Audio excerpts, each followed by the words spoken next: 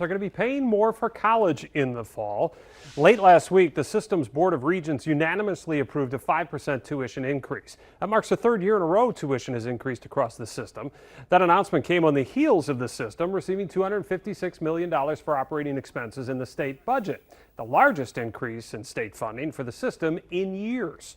And we welcome in Jay Rothman, of course, is the president of the Universities of Wisconsin system. So let's start with that tuition increase, Jay. There was some backlash once this became announced from some folks in the legislature and others because you had just received the money in the budget. The increase is 5%. What do you think that number would have been had you not received the $256 million in the budget? Yeah, and let me put some context on the number first. And we are grateful to Governor Evers and the legislative leadership on both sides of the aisle for reaching a consensus on a budget that invested back into the Universities of Wisconsin an amount that is higher than anything we've seen in nearly 2 decades. And that was a positive step forward. But I think the important thing to note as we think about that is the state support is about 1/5 of our overall budget. And as a result, we had to adjust tuition as well to make sure that we are keeping pace with inflation, keeping in mind that at our regional comprehensive universities, our tuition over the last decade is up about 7.7%, whereas our competitors across the nation are up in the neighborhood of 22 to 29%. So we are very much focused on ensuring that we maintain as affordable an education as we can. And our statistics certainly show as we review it that we are the most affordable public university system in the Midwest, and I think well beyond that. It would be hard to speculate, Chris, as to where that number would have been had we not. That's just the difficulty that we have, but we felt we had to do something under the circumstances. And a reminder for folks out there, you're coming off of a decades-long tuition freeze, and we've now seen increases in the last 3 years. So how much of this is really playing catch up, if you will, from that decades-long freeze? Well, over time, we have become more tuition dependent. Tuition constitutes a higher percentage of our budget than it ever has in the past. But our focus is on making sure we don't like to raise tuition, but we also understand that we have that balance between ensuring that we have as high quality an education that our students deserve and our parents expect, while at the same time maintaining the highest level of affordability we can. We're talking about these increases in tuition. You mentioned, where you compare with some of your neighboring states. I'm curious, this might be just a quick answer here, but is reciprocity, that program that a lot of families in Wisconsin and some in Minnesota, for example, you could pay the same tuition at either state school, is that going to be affected at all by any of this? It shouldn't be. I mean, we enjoy a great reciprocal relationship with Minnesota, as you know, and the reciprocity agreement should not be impacted by this tuition increase. All right, UW-Green Bay did not opt to take the full 5%. What you had approved was 4% with an option for 1%. Everybody else took the 5%. They only took 4%.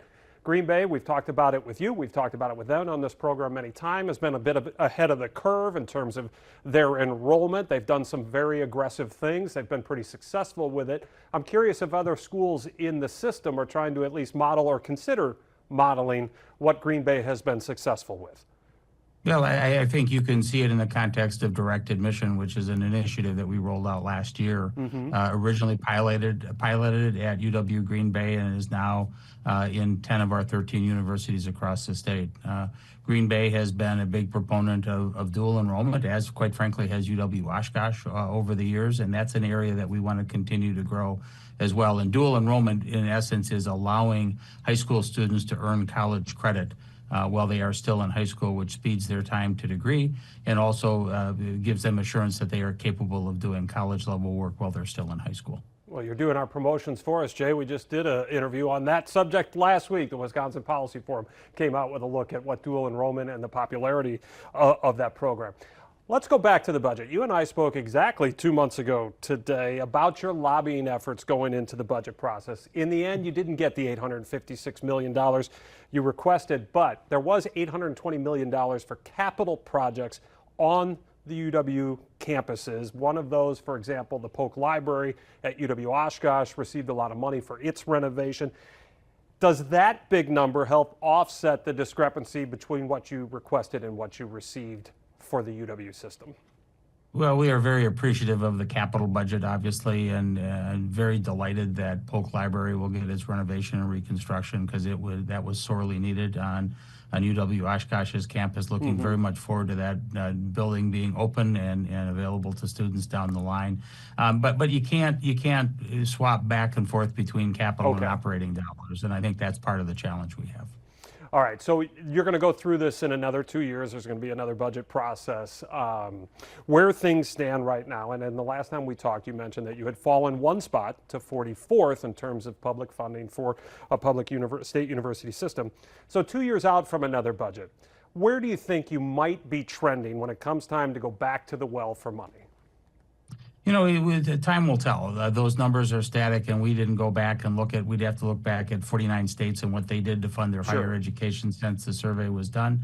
We're going to look at what's right for Wisconsin and investing in Wisconsin because we know that when the universities of Wisconsin succeed, our state succeeds, and we want to make sure that we've got the level of investment that assures we can do that.